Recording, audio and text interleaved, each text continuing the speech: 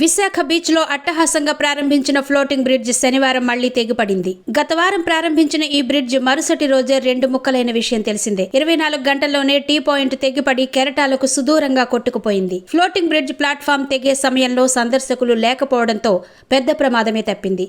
అయితే అది తెగిపోవడం కాదని మాక్ డ్రిల్ చేస్తున్నారని కలెక్టర్ మల్లికార్జున్ ప్రకటించి ప్రజలను తప్పుదోవ పట్టించడానికి ప్రయత్నించారు. ఫిబ్రవరి 25న అట్టహాసంగా ప్రారంభించిన ఫ్లోటింగ్ బ్రిడ్జ్ ని 26 నుంచి పబ్లిక్ కు అందుబాటులో ఉంటుందని మల్లికార్జున చెప్పారు. అయితే అదే రోజు టీ పాయింట్ తెగిపోయింది. ఇది తెగిపోలేదు, అలల తాకిడి ఎక్కువగా ఉన్నందున మాక్ డ్రిల్ చేయడం కోసం తామే తాడును వదిలామని కూడా మల్లికార్జున చెప్పారు.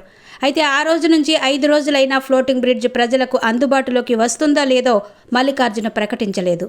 ఈలోగా శనివారం మరోసారి తాడును విదిల్చుకుని టీ పాయింట్ దూరంగా వెళ్లి కెరటాలపై తేలియాడుతోంది. మరి దీన్ని కూడా కలెక్టర్ మల్లికార్జున మాక్ డ్రిల్ అంటారేమో చూడాలి.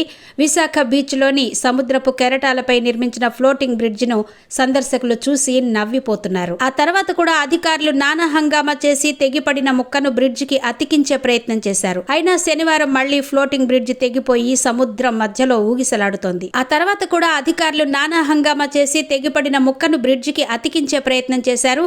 అయినా శనివారం మళ్లీ ఫ్లోటింగ్ బ్రిడ్జ్ తెగిపోయి సముద్రం మధ్యలో ఊగిసలాడుతోంది.